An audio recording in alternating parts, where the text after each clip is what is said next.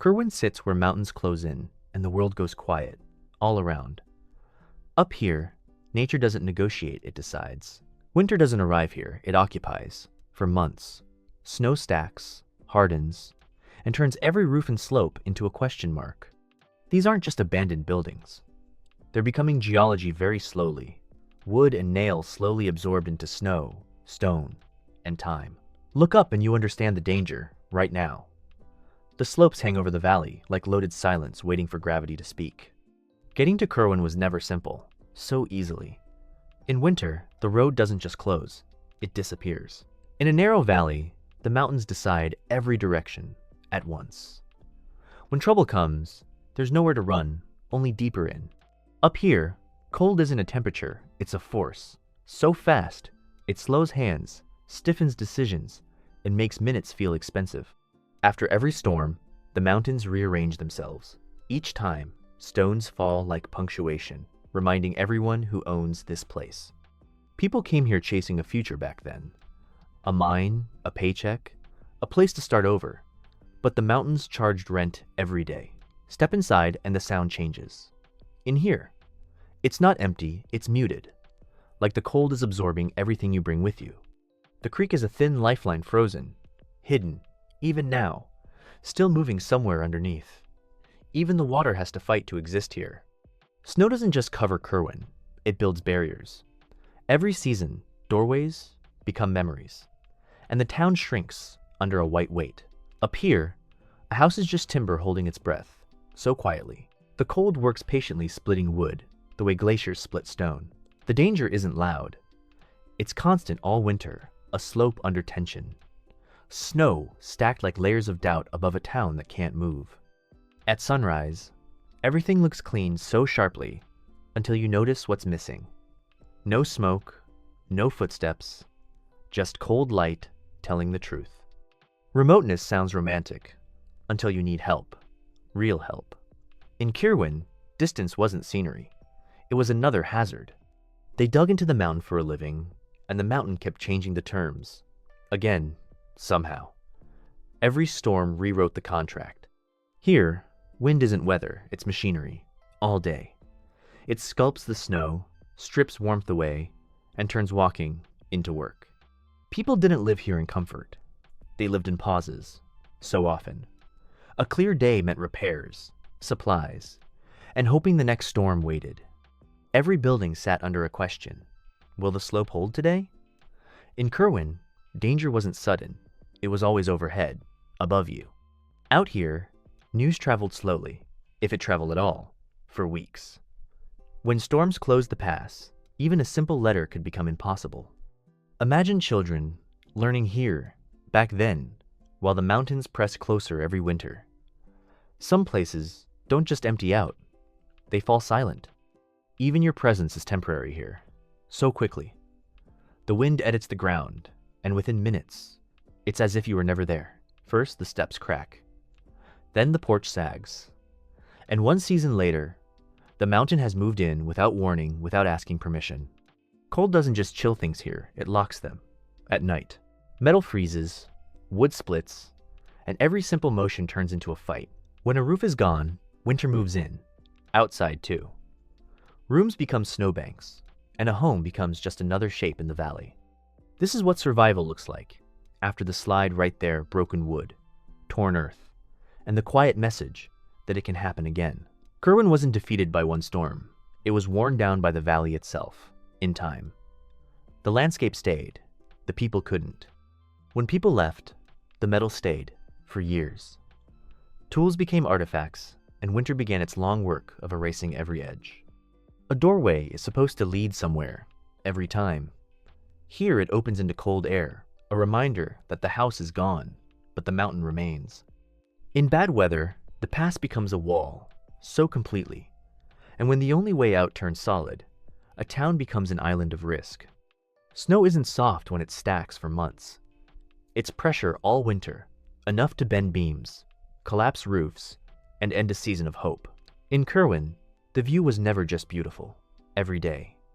Every window framed the same message: you live inside the mountain's reach. Snow builds in layers each storm, adding weight and weakness, deep inside. You don't always hear the warning until the slope decides. Even the town's streets couldn't hold their shape so easily. Paths became drifts, drifts became walls, and direction became guesswork. Not every collapse is dramatic. Sometimes it's a steady sprinkle of stone, the mountains sanding the town down, little faster, grain by grain. When the ground shifts and snow piles high, even straight walls begin to surrender, so gradually. A building doesn't fall all at once, it gives up slowly. This valley doesn't just hold weather, it aims it, straight through. Wind accelerates between the walls, turning the town into a target. Frost draws its own cartography here, tracing every crack, every weakness, everywhere else. The cold always knows where to enter. What's left isn't a town, it's fragments, in pieces. Wood laid out like bones, each piece telling the same story. It didn't last. Every town has a center of warmth, long ago. In Kirwin, even the hearth became an artifact surrounded by snow, feeding no one. Stormlight has a warning in it, the sky dimming like a door. Closing, right now. Up here, that means one thing. Get small or get gone. People climbed this to fix something back then, to keep life together one more day. Now it leans into emptiness, still waiting for hands. The walls keep a record. Not in writing in snow lines, yearly higher. Each winter climbed higher, until the town couldn't breathe. Even when nothing moves, things still change, even now. Snow settles, beams complain, and the town keeps losing ground in silence. These mountains aren't still. They crack, shed stone, and reshape the valley all around like the land is always adjusting its grip. At some point, the indoors became outdoors, for good. Walls stopped, meaning shelter, and rooms turned into drifts with corners. There's a moment when hope becomes risk, at last. For Kirwin, leaving wasn't giving up, it was choosing to stay alive. An avalanche doesn't just pass through, in seconds. It rearranges everything: trees, roofs, and the confidence that tomorrow will be normal. From down here, the sky is just a thin slice, right above. The valley doesn't feel like protection, it feels like a trap. A crossing is a promise, a way forward, for anyone. Here it's frozen, cracked, and buried, like the valley is cutting off its own paths. The mountain doesn't rush.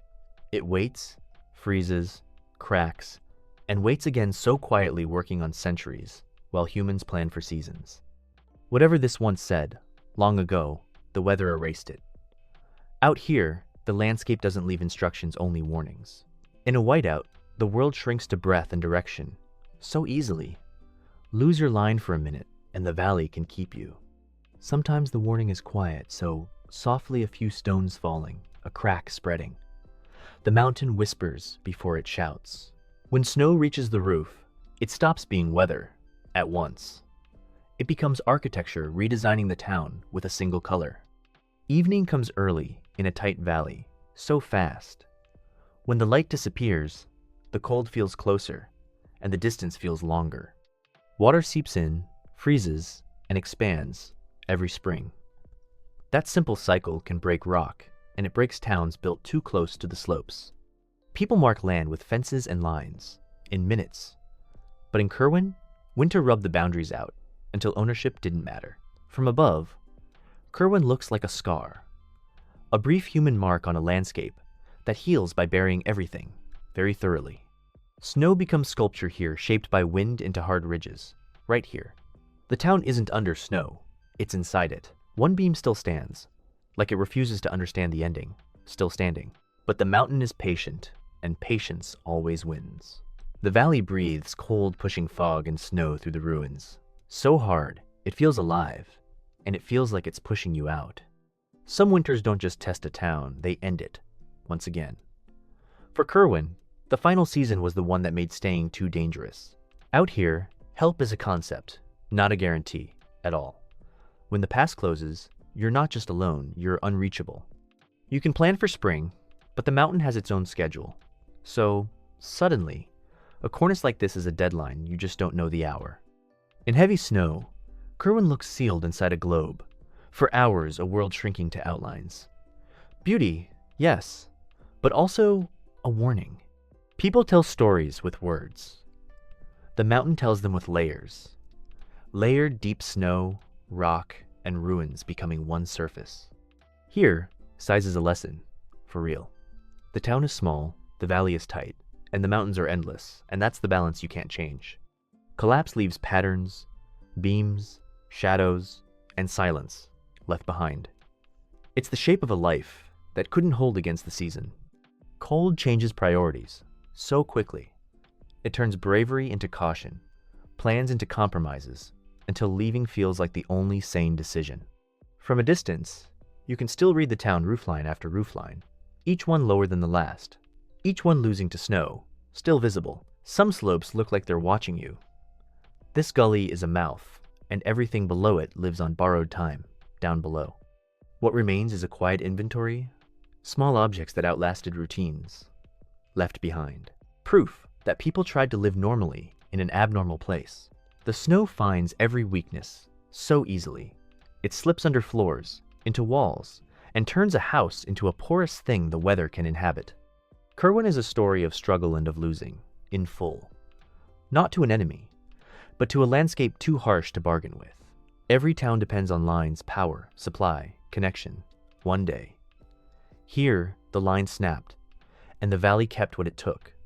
Stairs are built for tomorrow, for movement, for plans, right there. In Kirwin, they climb into air and end in snow. Up on the ridge, the snow hangs with intent, so heavy. You can feel it, the weight above, the risk below, the patience in between. Kirwin sits close to the edge of the map where routes fade, and the mountains stop offering options, way out. Beyond this, it's only wilderness. Listen close. The wind plays the ruins like an instrument. At dusk, every creak is a reminder that shelter has an expiration date. The mountain keeps records and scars, so clearly, each line shows where snow once ran and where it can run again. No smoke, no footsteps. The kind of stillness that doesn't feel peaceful, it feels final, right now. This is what losing looks like, not an explosion, but a slow surrender, slow defeat. Kirwin didn't survive the landscape. The landscape absorbed it. In places like this, even snow becomes visible, tiny crystals turning light into something you can almost touch, right there. A lock is meant to keep things out. Here, winter got in anyway, sealing the door with ice, so tight, as if the town is closing itself. Kirwin runs on mountain time slow, brutal, and precise, so relentlessly. It edits human plans down to what the land will allow. In the end, Kirwin didn't just become a ghost town, at last. It became part of the mountain ruins, snow and stone speaking the same language. When you leave a place like Kirwin, you don't just walk away from buildings, for good. You walk away from a lesson that nature always sets the limits. Kirwin is still here, but not as a town, even now. It's a reminder set in snow and stone. Some battles with the landscape, people don't win.